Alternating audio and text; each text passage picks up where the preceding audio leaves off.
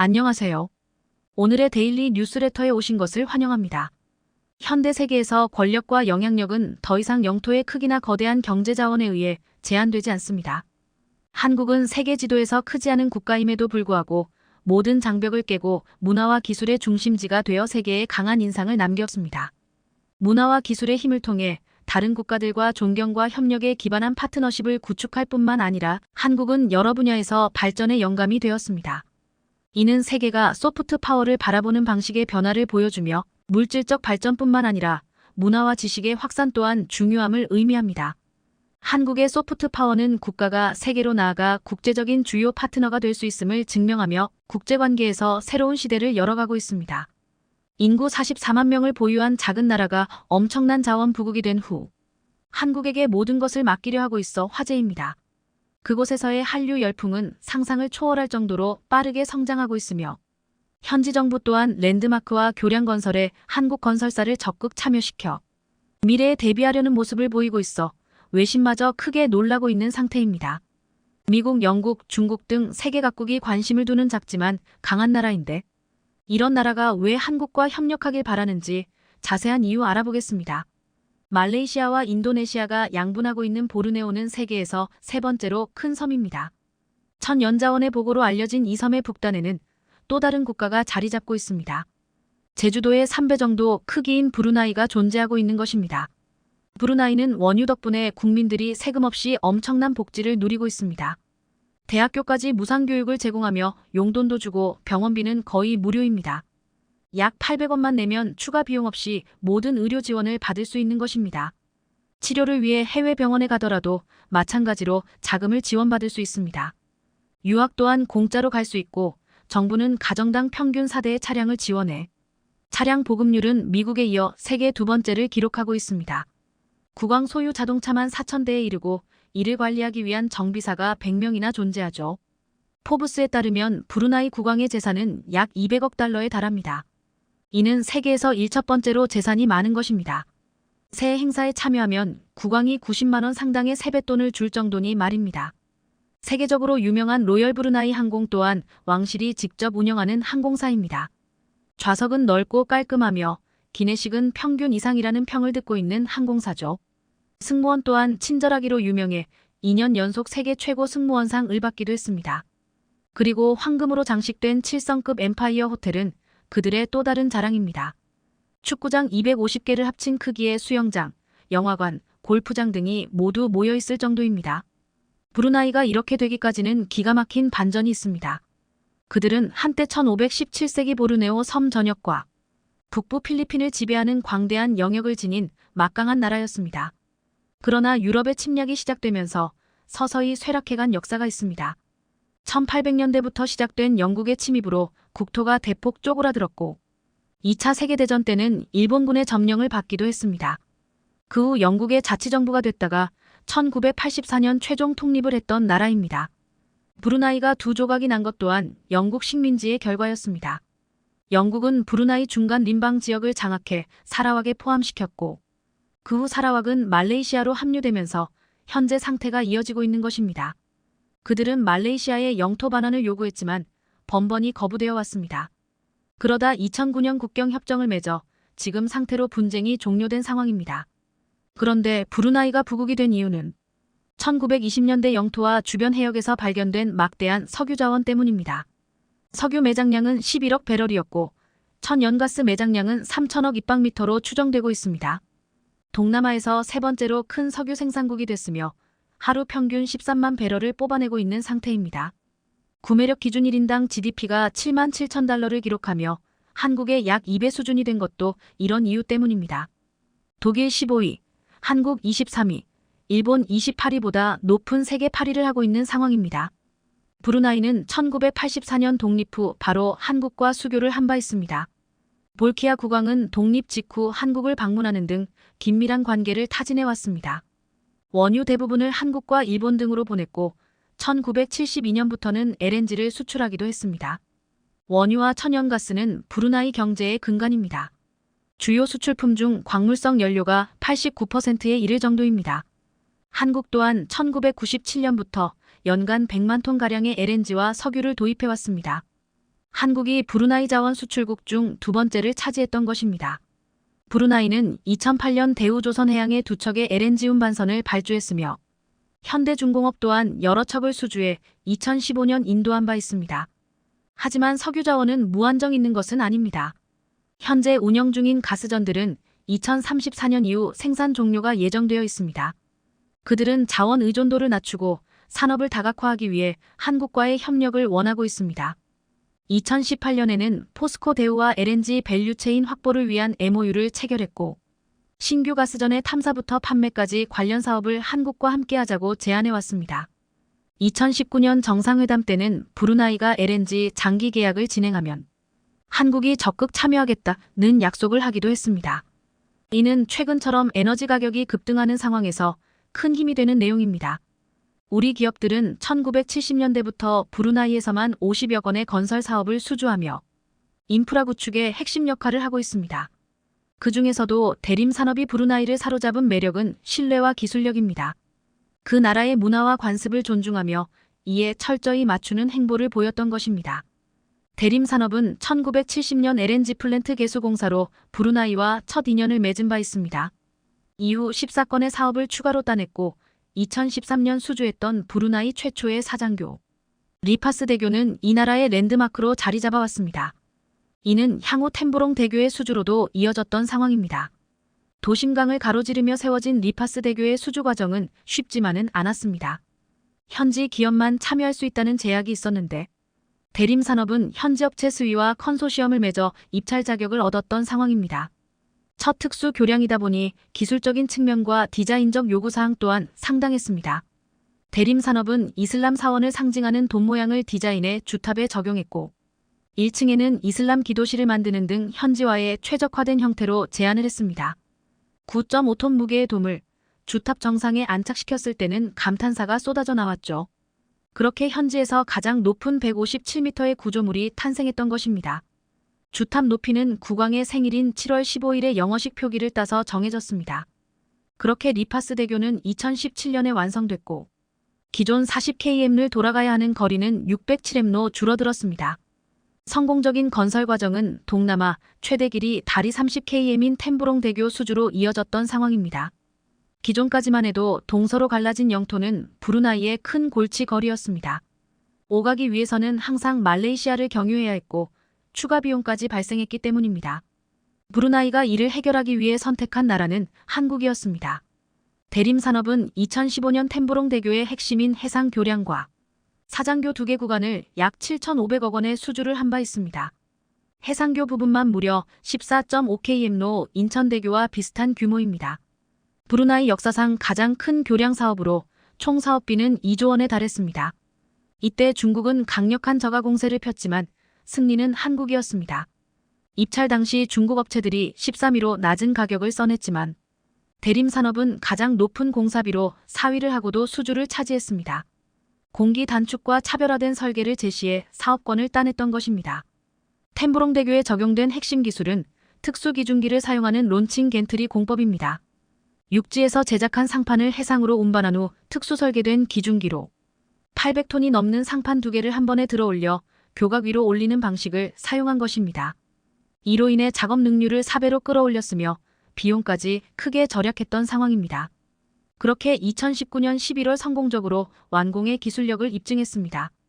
브루나이 국왕은 돌아가신 아버지의 이름을 따서 템브롱 대교 이름을 변경했고 종전 34시간이 소요됐던 두 지역을 15분 정도로 크게 줄여줬기 때문입니다.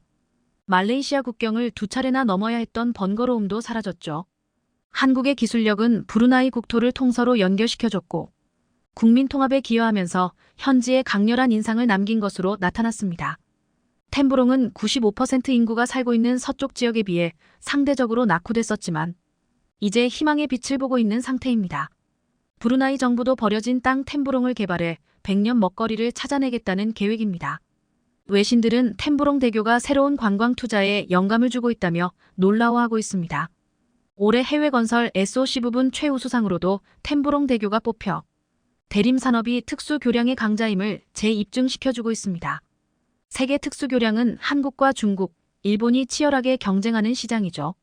한국은 그 밖에도 다양한 랜드마크를 건설했는데 경남 기업은 국왕 즉위 25주년을 기념해 최대 규모 모스크를 건설하기도 했습니다. 결국 한국에 대한 이미지는 크게 좋아졌고 한류 또한 급속도로 퍼지고 있습니다. 한국 문화를 좋아하는 이들이 자발적으로 참여해 K-팝 행사가 열릴 정도입니다. 이슬람 문화를 가지고 있는 지역이라 예술 행사를 개최하려면 정부와 협의가 필요한데 현지 정부 또한 한국을 배우는 것을 적극 권장하고 있어 문제가 없습니다. 최근 5년 사이 한식당이 크게 늘어나 매운 닭갈비와 떡볶이 등이 인기를 끌고 있는 상태입니다. 볼키아 국왕의 여동생 마스나 공주는 김치를 즐기는 것으로도 유명합니다. 한류의 인기에 힘입어 한국어 학습에 대한 관심도 높아지고 있습니다. 현재 브루나이 국립대학에 한국어 과정이 개설돼 있을 정도입니다. 그리고 태권도를 배우는 이들도 넘쳐나 한국 문화에 대한 선호도를 실감시키고 있습니다. 그리고 기아차는 점유율을 20%대까지 끌어올리며 도요타를 밀어내고 있습니다. 코로나 전 브루나이를 찾은 한국인은 연간 1만 5천 명 정도였습니다.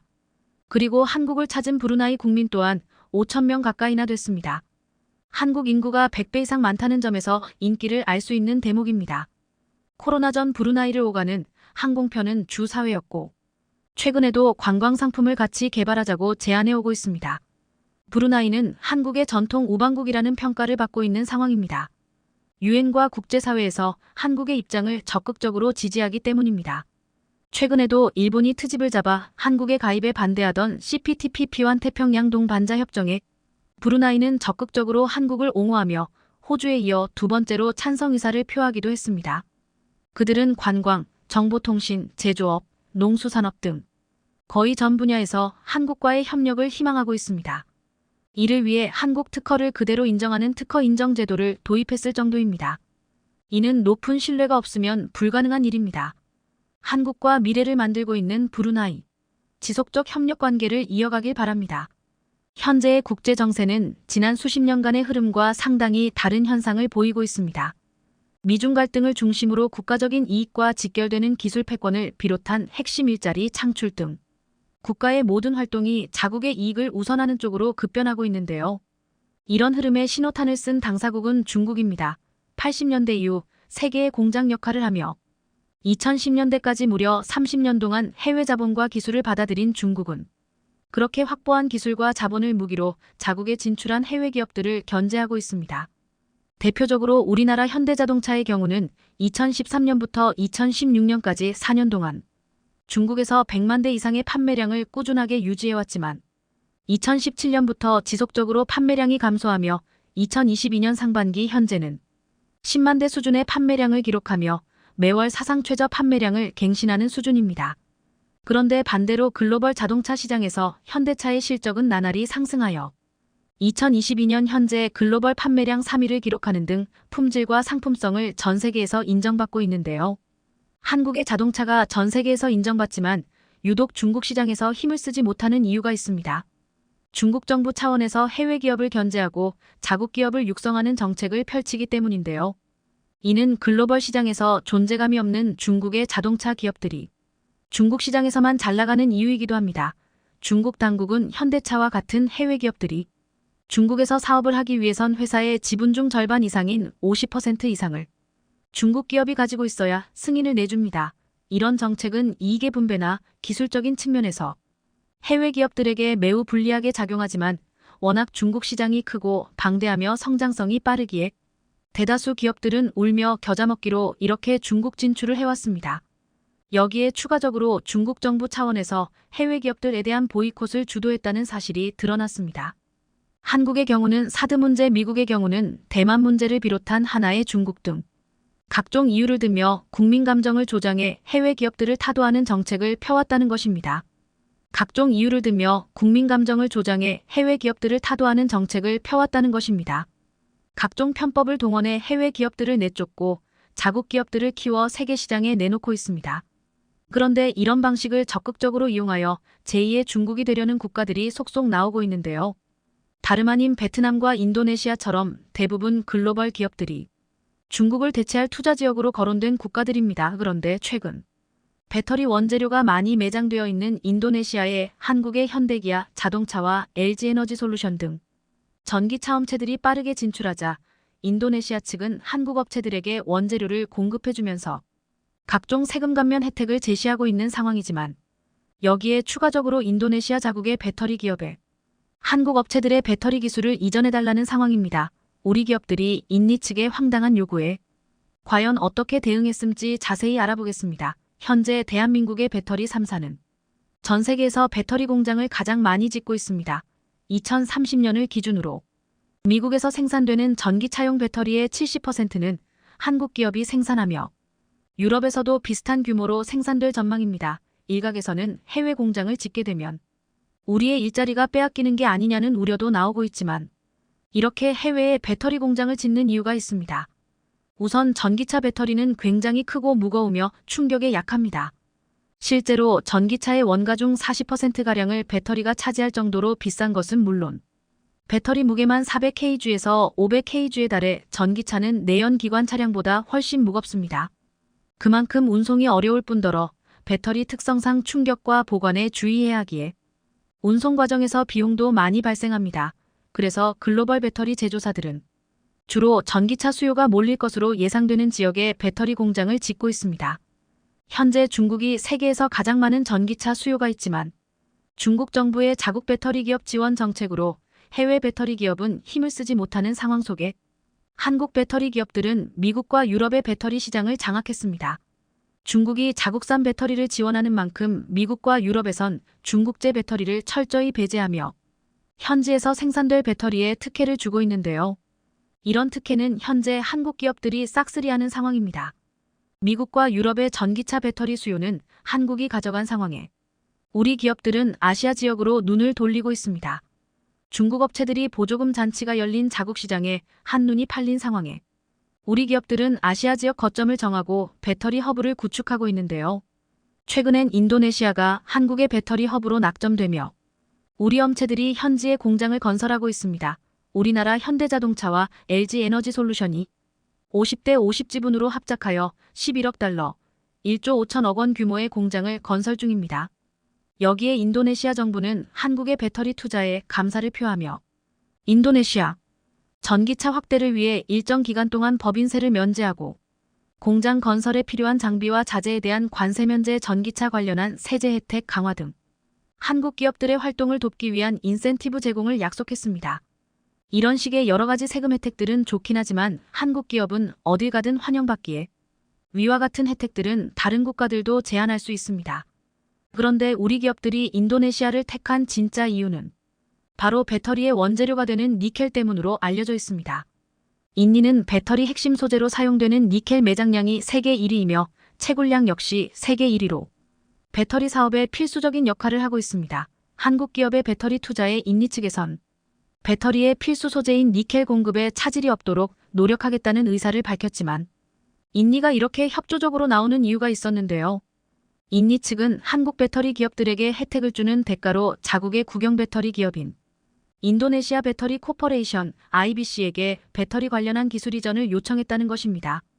그런데 이런 요구사항은 단칼에 거절당했습니다. 한국의 배터리 업체들은 전 세계 어딜 가도 환영받기에 인도네시아 배터리 기업에게 기술 이전을 해주면서까지 무리하게 사업을 해야 될 이유가 없다는 것입니다. 이어서 인니가 이런 식으로 기술 이전을 요청할 경우 앞으로 예정되어 있는 배터리 컨소시엄 투자마저 철회할 가능성을 예고했기 때문입니다.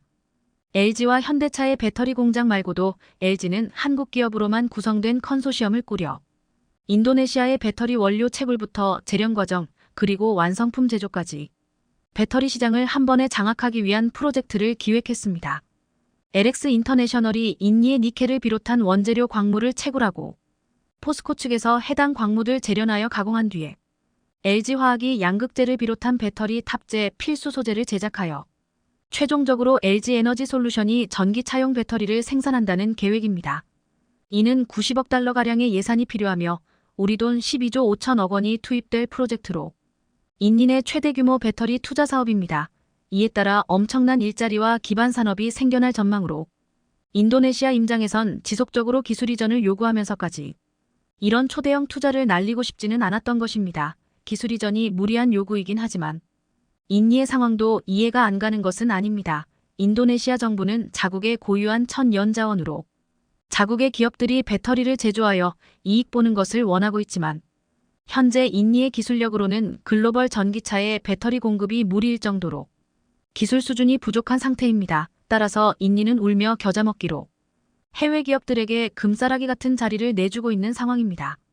얼마 전인 7월 인니의 조코이 대통령은 한국을 찾아 정상회담을 진행했고 전기차와 배터리 분야 그리고 원자재 공급망과 재생에너지 등 다양한 분야에서 협력을 약속했습니다. 주요 내용은 인니 측이 원자재 공급을 책임질 테니 한국이 인니 현지에 적극적으로 투자를 해달라는 요청이었습니다. 결과적으로 한국과 인도네시아는 지속가능한 친환경 투자 촉진 협력각서를 체결하는 등 양국의 협력이 증진되는 것처럼 보이지만 여전히 인도네시아의 신뢰성은 낮은 상황입니다. 특히 한국과 다양한 방산 장비 도입은 물론 KF21에 대한 연구개발 비용도 납부해야 하지만 현재도 개발 비용 납부를 미루고 있으며 그마저도 파묘를 비롯한 현물로 대납하겠다는 상황입니다. 거기다 한국의 잠수함 세척 계약마저 약속을 지키지 않는 등 인도네시아는 한국에게만 그런 것인지 아니면 국가 자체의 신뢰도가 낮은 것인지 국가 간의 약속을 제대로 지키지 않고 있습니다. 현재 인도네시아 내부에서는 자국에 투자하는 한국 기업들을 향해 자신들이 광물과 원재료를 공급하는 대가로 배터리 관련한 핵심 기술을 이전해달라며 강력하게 요구하고 있습니다. 물론 한국의 배터리 기술력은 세계 최고이고 인도네시아 측이 원재료를 공급해주는 것은 맞지만 무엇보다 중요한 건 인도네시아 측과 신뢰관계가 부족하다는 것입니다. 인도네시아 측은 한국과 정식으로 계약한 것도 지키지 않고 있는데 한국의 배터리 기술을 가져다가 인니의 한국 공장들을 철수시키고 자신의 배터리 공장을 운영하여 앞으로 미래의 글로벌 시장에서 한국의 경쟁자가 될 가능성이 높기 때문입니다. 물론 현재 인도네시아의 과학기술 수준으로 보면 인니가 급격하게 한국의 기술력을 따라잡기란 불가능에 가깝지만 한국의 경쟁 상대인 중국이나 일본 등의 국가로 배터리 기술이 넘어갈 수 있는 우려도 있습니다. 만약 인도네시아가 한국과의 다양한 계약을 철저히 지키고 관련 분담금 납부도 잘하면서 신뢰관계를 쌓았다면 어떤 결과가 있었을까요? 적어도 지금보단 상황이 좋았을 것입니다. 결과적으로 인도네시아는 자그마한 자국의 이익을 챙기려다가 더 큰 것을 놓치게 되는 상황을 맞이했습니다. 그리고 한국에서도 이젠 두 번 다시 속지 않는다는 임장입니다. 이미 중국과 베트남 등 다양한 곳에서 속았으며 이젠 다른 국가들처럼 철저하게 국익 위주로 모든 것을 판단할 능력이 생겼기 때문입니다. 현재의 인도네시아 정책 방침은 과거 20년 전 중국과 많이 닮아 있습니다. 저렴한 노동력과 세금 혜택 등의 좋은 조건으로 글로벌 기업들을 유치한 뒤에 자본과 기술력을 넘겨받아 자국의 산업을 발전시키는 것은 이미 많은 국가들이 경험했으며 결과적으로 해외 투자를 통해 잠깐의 이익을 보려다 국제사회의 새로운 경쟁 상대를 끌어들이는 실수라는 것은 인식하고 있습니다. 한국도 마찬가지입니다. 이번에 인도네시아 측의 배터리 기술 이전을 철저히 반대하고 인도네시아 측 기업들을 배제한 뒤 지금처럼 한국 기업들로만 컨소시엄을 구성하여 현지의 원재료 채굴부터 배터리 제조까지 전체적인 과정 모두를 우리가 할 수 있는 시스템으로 구축해야 합니다. 한국은 실제로 이런 식으로 컨소시엄을 꾸렸고 인니 측도 한국이 핵심 기술을 제공하지 않을 것이란 판단에 더 이상의 무리한 요구는 하지 않고 있는 것으로 보입니다. 최근 한국이 전 세계 각 대륙에 배터리 생산 기지를 지으면서 미래 전기차 산업의 중요한 역할을 선점하고 있다는 소식에 한국이 14억 인구 인도에서 대반전을 일으켜 일본이 충격을 받고 있습니다. 인도 장관이 한국을 향해 폭탄 발언을 했을 정도로 상황이 급변했기 때문인데 이는 한국과 경쟁하던 일본 업체의 몰락을 예고한 것이라 외신에서도 근 이슈가 되고 있습니다. 한국으로 쏠린 인도의 시선. 무슨 일이 벌어졌는지 자세히 알아보겠습니다. 한국 내 무역 적자가 심화되는 가운데 새로운 희망으로 떠오른 품목이 있습니다. 자동차 수출이 호조를 띠면서 기타 산업의 부진을 어느 정도 커버하게 된 것입니다. 한국 경제는 반도체에 의존해 굴러가는 외발 자전거란 평가를 받아왔습니다. 하지만 자동차도 반도체에 버금가는 실적을 내면서 또 다른 바퀴 역할을 하고 있습니다. 2월 한국의 주요 수출품을 보면 반도체가 42% 감소한 상황에서 자동차는 오히려 47% 증가하며 무역수지 적자폭을 줄이는데 크게 기여했습니다.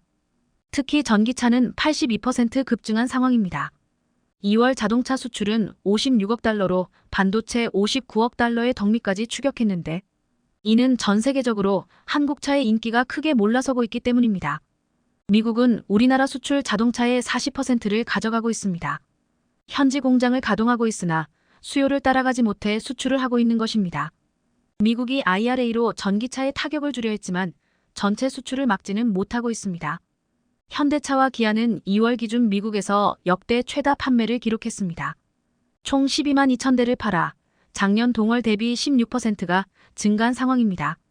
반면 도요타는 2.4% 감소했고 혼다 또한 1.4% 줄어들었죠. 다만 미국 내 보조금 지급 문제가 생기면서 전기차 수출은 14% 정도 감소했는데 그럼에도 기타 차량에서 이를 극복해내 무역 수지에 큰 힘이 된 상태입니다. 현대차는 일본 내에서도 또 다른 신차를 선보이려 하고 있습니다. 소형 SUV 코나의 전기차 모델을 일본에 수출하려는 움직임을 보인 것입니다. 지난해 수소차 넥소와 아이오닉 5를 선보인 데 이어 세 번째 일본 시장 공략입니다. 최근 일본 도로에서 테스트 중인 코나 신규 모델이 포악되기도 했습니다. 현대차 그룹의 글로벌 자동차 공장은 전 세계 주요 국가에 포진해 있습니다. 미국, 인도, 터키, 체코, 러시아, 브라질 등입니다. 그런데 일본이 두려워할 만한 변화가 생긴 곳은 바로 인도입니다.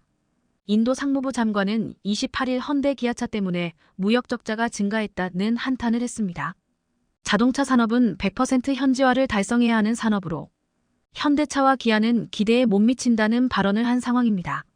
인도에 공장이 있다 해도 부품 등을 한국에서 도입해 무역 적자가 커졌다는 것입니다. 한국이 인도와 맺은 FTA 혜택을 누리며 자동차 관련 수입을 계속하고 있고 이들이 인도 투자를 충분히 하지 않은 결과 무역 적자에 시달린다고 언급했습니다. 이렇게 푸념을 한 이유는 현대차 그룹이 1위 일본 업체를 따라잡을 정도로 인도 시장 내 성장이 가파르기 때문입니다. 인도는 현지에 공장을 지어 제조업 경쟁력을 강화하고 지역 일자리도 창출하길 기대하고 있습니다. 그렇다고 현대차가 인도에 투자를 안 하는 것도 아닙니다.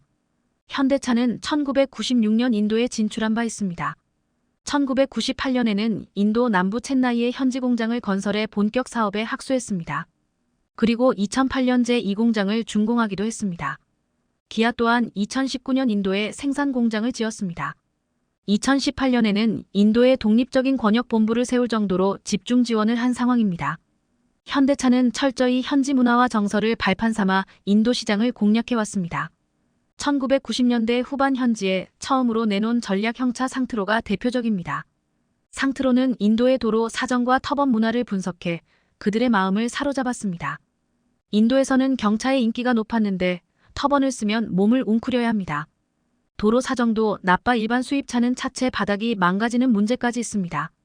이에 현대차는 내수용 아토스를 상트로로 변신시켰고 차체를 높였습니다.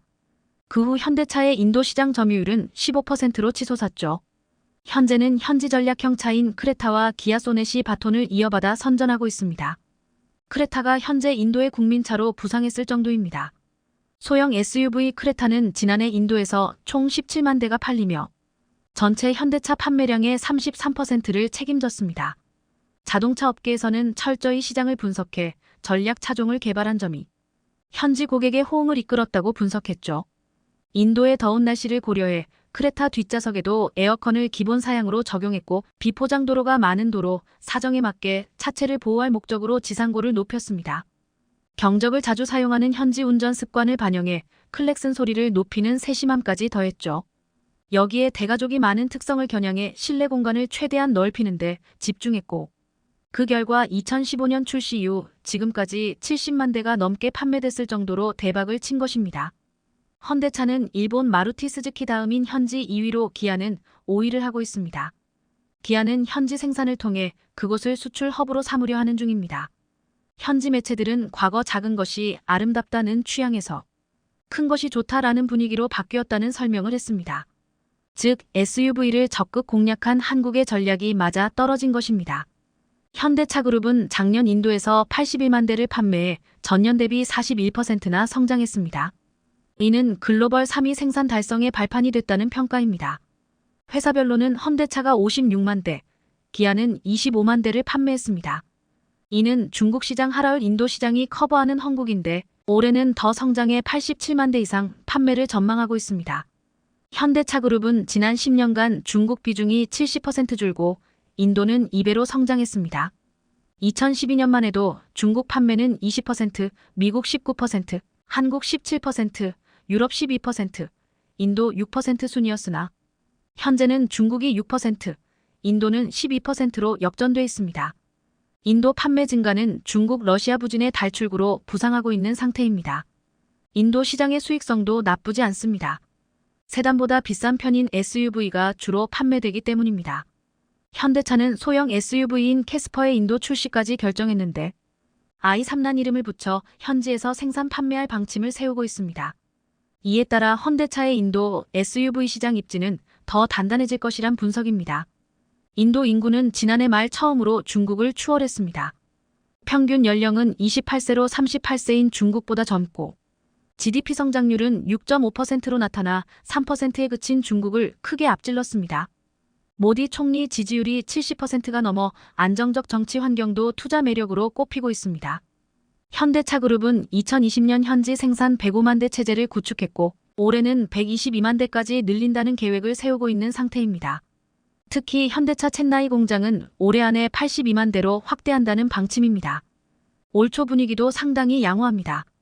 현대차와 기아는 1월 기준 인도 시장에서 역대 최다 판매를 달성했습니다. 현대차는 13% 증가한 5만 대를 팔았고 기아도 2만 8천 대 48% 증가를 판매했습니다. 이는 인도 시장 내 2위와 5위에 해당하는 판매량입니다. 합산 점유율은 22.6%로 지난해 동기보다 1.5%포인트나 상승했습니다. 14만 7천 대를 판 마루티 스즈키가 42% 점유율로 1위를 했지만 과거 80%대 점유율에서 반토막이 났을 정도로 몰락 중에 있습니다. 이는 인도 장관이 우려했을 만큼 한국차의 성장이 빠르기 때문입니다. 마루티 스즈키는 1981년 일본 자동차 제조사 스즈키가 인도와 합작법인 형태로 만든 회사로 인도에서 연간 200만 대 이상을 판 적도 있습니다. 일본 내에서는 도요타, 닛산, 혼다에 밀린 사약 수준이지만 여전히 10대 자동차 회사에 이름을 올릴 수 있는 것도 인도 시장 점유율 때문입니다. 그런데 최근 현대차 그룹이 이를 끌어내리고 있는 것입니다. 현대차는 인도 현지형 전기차 크레타 EV 출시까지 준비하고 있습니다. 최근 테스트 차량 2대가 도로를 주행하는 모습이 포착되기도 했습니다. 2025년 하반기부터 공식 판매를 시작할 계획입니다. 연간 2만 5천 대 판매를 목표로 하고 있으며 같은 해 출시 예정인 마루티 스즈키의 중형 전기 SUV와 정면 승부를 펼치게 될 것이란 분석입니다. 하지만 현재 크레타의 인기가 대단해 한국의 승리를 예견하는 곳이 많습니다. 현대차가 인도 전기차 시장 공략에 집중하는 이유는 높은 성장성 때문입니다. 인도 전체 시장에서 전기차는 1% 미만 점유율을 보이고 있지만 인도 정부는 2030년까지 30%대로 올리겠다는 계획을 세우고 있습니다. 2030년 인도의 전기차 시장 규모는 194조 원에 달할 것이란 분석입니다. 지난해 인도 자동차 시장 규모는 420만 대로 세계 3위로 급성장했습니다. 그런데 2030년이 되면 연간 1,300만 대에 육박할 전망입니다. 14억 명에 달하는 인구수와 중산층의 성장으로 신차 판매량이 매년 증가하고 있기 때문입니다. 현대차 그룹은 인도 전기차 시장을 주도하기 위해 1조 원에 달하는 대규모 투자를 결정했습니다. 현대차는 2028년까지 6천여 원을 투자하고 기아는 3천억 원을 투입할 예정입니다. 인도 장관의 우려에 앞서 먼저 움직인 것입니다. 12월 말부터는 아이오닉5를 현지에 공개하고 사전 계약을 하기도 했는데 연간 목표치 250대를 훌쩍 넘는 650대의 실적을 올린 것으로 알려졌습니다. 인도 첸나이 공장에서 부분 조립 방식으로 만들고 있는 상황입니다. 캐스퍼 또한 인도에서 전기차로의 출시도 준비하고 있습니다. 현대차는 인도 주요 고속도로를 따라 초고속 충전소를 설치하고 있으며 지난달 1일 설치를 완료한 2개 충전소를 일반에 공개하기도 했습니다. 크게 놀란 스즈키가 연이어 투자를 결정했는데 2030년까지 전기차 연구개발과 설비 투자 등에 약 19조 원을 투입하고 이 중 4조 7천억 원은 배터리 관련 사업에 쓰겠다고 밝혔습니다. 도요타와 공동으로 전기차를 개발해 2025년 출시하겠다는 계획입니다. 하지만 도요타 또한 전기차에서 밀려 있어 통반 몰락 가능성이 높아지고 있습니다. 작년에 도요타가 야심차게 내놓은 BZ4X 전기차 모델은 타이어가 떨어져 나가는 망신을 당하기도 했죠. 인도 정부는 전기차 산업을 키우기 위해 수입 관세를 세계 최고 수준으로 인상했습니다. 4월 1일부로 자동차 수입 관세가 인상되는데 전기차와 이륜차에도 기존보다 10% 오른 70%가 적용됩니다. 반제품 조립 CKD 방식으로 생산하는 차량은 기존 30%에서 35% 올라갑니다. 내년 선거를 앞두고 모디 총리가 메이드 인 인디아 캠페인에 박차를 가하면서 글로벌 완성차 업체들을 유치하기 위한 초강수를 텄다는 분석입니다. 현대차는 2030년까지 17종 이상 전기차 라인업을 구축해 점유율 7% 187만 대를 달성하겠다는 목표를 세우고 있습니다. 인도 시장에서는 전기차 6개 라인업을 준비하고 있습니다. 한국은 14억 인구 인도에서 일본을 밀어내고 선전하길 바랍니다.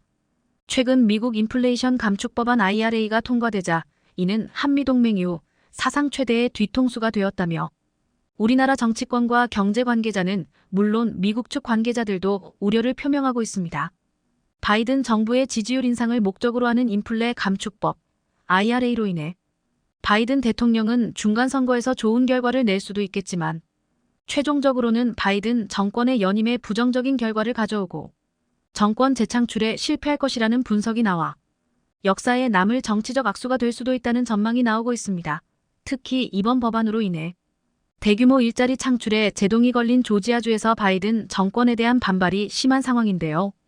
궁지에 몰린 현대기아 자동차가 미국 내 투자를 철회하거나 규모를 줄이며 캐나다 혹은 멕시코로 가게 될 수도 있다는 관측이 나오고 있습니다. 실제로 캐나다와 멕시코에서는 한국을 향해 천문학적인 보조금을 줄 테니 자국 내 공장을 지어달라고 요청하는 상황인데요. 관련 소식을 자세히 알아보겠습니다. 경제학적으로 봤을 때 미국 제조업에 투자를 하는 것은 기업에게 굉장히 불리한 결정이라는 것이 대다수 경제 전문가들의 주장입니다. 자타공인 세계 1위 선진국인 미국은 인건비가 매우 높고 환경 규제도 심해 공장을 기반으로 한 제조업을 운영하기엔 상당히 불리한 국가일 수밖에 없는데요.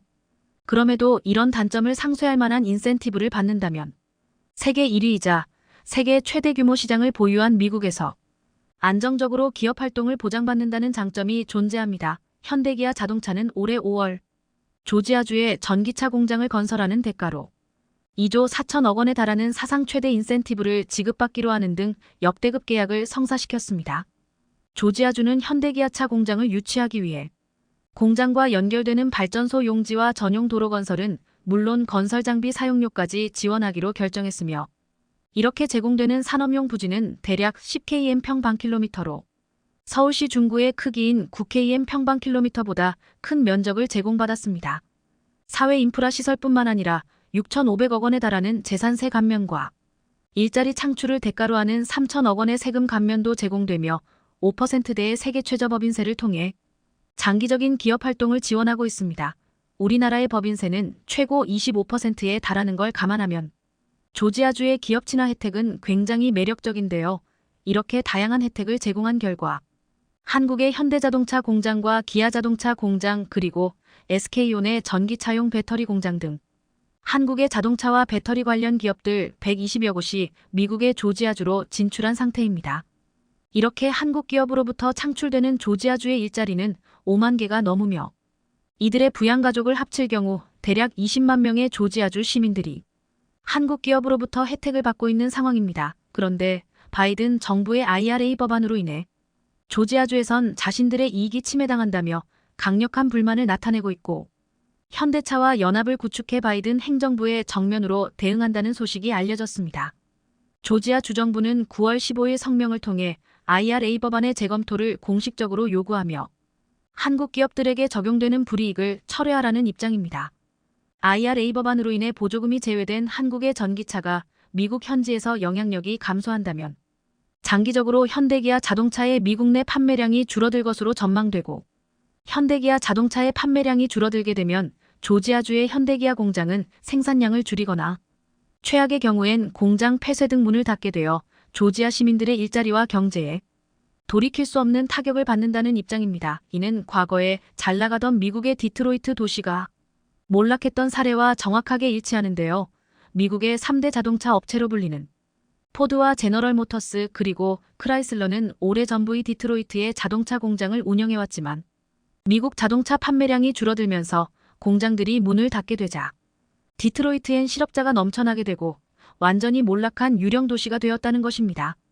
특히 디트로이트시의 재정도 급감하여 미지급 채무액이 200억 달러, 우리 돈 28조 원 수준에 달이 사실상 파산한 상태였고 거리에 신호등에 불을 켤 전기조차 없었을 정도입니다.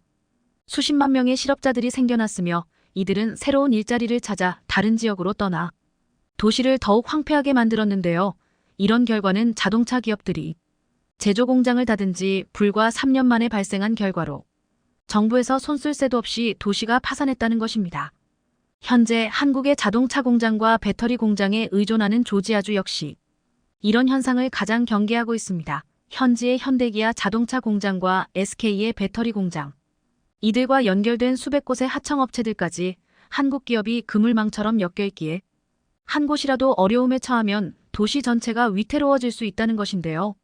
조지아주 관계자의 발언에 따르면 IRA 법안으로 현대기아의 북미 사업이 위축될 경우 아직 착공도 하지 않은 전기차 공장 계획이 축소되거나 캐나다 또는 멕시코에게 일자리를 빼앗길 수 있다는 우려를 표명했습니다. 브라이언 캠프 조지아 주지사 역시 IRA 법과 관련이 조지아 주정부는 문제를 정확히 인식하고 있으며 조지아주의 현대차 공장이 완공되기까지 최대 2년가량의 유예기간을 주자는 제안을 바이든 행정부에게 요구하고 있습니다. 그런데 문제는 조지아주 시민들의 반응입니다. 그동안 지역 내 경제와 일자리를 책임지던 한국 기업을 겨냥한 IRA 법안 통과로 인해 바이든 정권에 대한 불신이 점점 커지고 있다는 것인데요.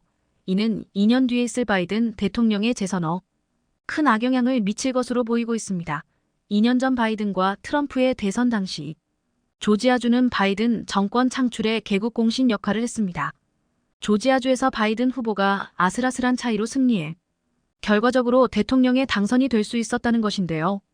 얼마 전까지 30%대의 사상 최저 지지율을 기록하던 바이든 대통령이 이번 중간선거에서도 승리하기 위해 IRA 법안 강행이라는 무리수를 두고 있지만 이런 무리수들이 결과적으로 조지아주와 같은 핵심 지역에 반발을 일으켜 2년 뒤 대선에서 커다란 후폭풍을 가져올 것이란 전망입니다. 즉 잠깐의 지지율을 위해 개국 공신 지역이 등을 돌리게 만들었고 그 결과 정권을 놓치게 될 수도 있다는 지적이 나오는데요. 조지아주가 IRA 법안을 두려워하는 진짜 이유는 따로 있습니다. 한국의 현대기아가 미국에서 불이익을 당하자 눈치 빠른 캐나다와 멕시코에선 한국 기업들을 유치하기 위해 막대한 혜택을 제한하고 있기 때문인데요. 한국이 캐나다와 멕시코에 공장을 지어도 미국의 IRA 법안에 위배되지 않으며 관련 보조금과 혜택을 모두 받을 수 있기 때문입니다. 그 근거로는 북미 자유무역협정 NAFTA가 있습니다. 미국, 캐나다, 멕시코, 북미 3개국은 1992년 자유무역 협정을 체결해 인구수 5억 명에 달하는 단일 시장을 구축했습니다. 미국, 캐나다, 멕시코 3국에서 제조되는 대부분의 농산물과 공산품들은 100% 무관세로 3국을 자유롭게 드나들 수 있으며 이번 IRA 법안에도 명확하게 명시되어 있습니다. 미국과 캐나다, 멕시코 3개국에서 제조된 전기차에 미국 정부가 보조금을 지급한다는 것인데요. 따라서 우리 기업들은 미국이 IRA 법안으로 불이익에 준 것에 대응하는 차원에서 인건비가 제일 비싼 미국이 아닌 캐나다나 멕시코 지역으로 공장을 옮길 수도 있다는 전망이 나오는 이유입니다. 특히 멕시코의 경우에는 인건비가 매우 저렴합니다. 미국 현지 인건비의 3분의 1 수준으로 최첨단 자동차를 생산할 수 있으며 실제로 기아 자동차가 이미 멕시코에 진출하여 연평균 수십만 개의 자동차를 생산해 멕시코 내수 판매는 물론이고 미국과 캐나다 지역으로 수출하고 있는 상황입니다. 현대자동차 입장에선 시간이 지날수록 미국 정부가 요구하는 전기차 비율이 높아지면서 내연기관 차량 생산 물량이 줄어들기 때문에 큰돈을 들여 미국 내 공장을 새로 짓는 것보단 이미 IRA 법안을 충족하는 멕시코 공장을 활용하여 기존의 내연기관 자동차 생산 라인을 조금씩 줄여 전기차 생산 라인으로 개조한 뒤에 미국에 전기차를 판매하는 게 장기적으로 더 저렴할 가능성이 있습니다. 캐나다에서도 이때를 놓치지 않고 투자를 요청하고 있습니다. 미국과 비슷하게 인건비가 높은 캐나다이지만 미국처럼 다양한 인센티브와 캐나다에 천연자원을 제공하는 방침도 검토되고 있습니다. 미국의 IRA 법안이 통과된 직후 캐나다의 제이슨 케니 총리는 무역대표단을 꾸려 한국에 방문했습니다. 주요 목적은 한국의 제조업과 에너지 분야에서 협력을 강화한다는 계획이었는데요. 8월 말 한국을 방문한 캐나다 측 대표단은 현대자동차를 방문해 친환경 차량과 전기와 수소를 비롯한 친환경 에너지 등 미래 산업을 논의한 것으로 알려졌습니다. 이어서 포스코 그룹을 방문해 전기차 배터리에 탑재되는 핵심 광물에 캐나다산을 공급하기 위한 논의에 나섰습니다. 즉, 캐나다가 원하는 것은 한국의 전기차 산업과 배터리 산업 등 미래 친환경 고부가 가치 산업을 캐나다 현지에 구축하기 위한 목표인데요. 캐나다는 배터리의 핵심 원재료인 리튬을 비롯한 천연자원들을 대량으로 확보하고 있어 한국의 제조업체가 필요한 원자재를 확실하게 공급이 가능하다는 것입니다. 이어서 IRA 법안으로 인해 미국에 판매할 전기차에는 북미에서 채굴한 광물이 탑재되어야 한다는 조건 역시 캐나다산 원자재를 이용하면 쉽게 달성할 수 있다는 것입니다. 캐나다가 이렇게 바쁘게 움직이는 이유가 있습니다. 미국이 공격적으로 해외 제조업체들의 투자를 받아내는 가운데 저렴한 노동력의 일자리는 멕시코에게 뺏기고 고부가 가치를 지닌 핵심 제조업들은 최대 규모 인센티브와 세금 혜택으로 미국이 가져가는 상황에 가만히 지켜만 보다간 첨단 산업과 양질의 일자리 모두 미국과 멕시코에 다 뺏기기 때문입니다. 이번 IRA에 대응해 캐나다 차원에서도 미국으로부터 소외된 제조업체들에게 미국과 비슷한 수준의 인센티브와 세금 혜택 그리고 캐나다의 풍부한 천연자원까지 제공하는 것을 검토 중인 상황입니다. 미국 정부의 현대차에 대한 불이익 조치는 지금 당장 현대자동차 그룹에 치명적인 영향을 주진 않겠지만 차후의 공장 확장이나 신규 투자 등 조지아주가 가져갈 긍정적인 경제 효과마저 감소시킵니다. 한국의 현대기아 자동차 기업은 2022년 올해 글로벌 판매량 3위를 달성할 정도로 세계적인 완성차 업체로 성장했습니다. 이에 미국 정부마저 한국 기업의 성장을 견제하는 것은 물론이고 세계 각지에서 한국 기업의 신규 투자를 추진할 정도로 국제적인 영향력이 커진 상황입니다. 이런 고비를 현명하게 잘 넘겨야 한국 기업이 세계적으로 더욱 발전하는 계기가 될 것입니다. 이번 소식에 시청자 여러분들은 어떻게 생각하시나요?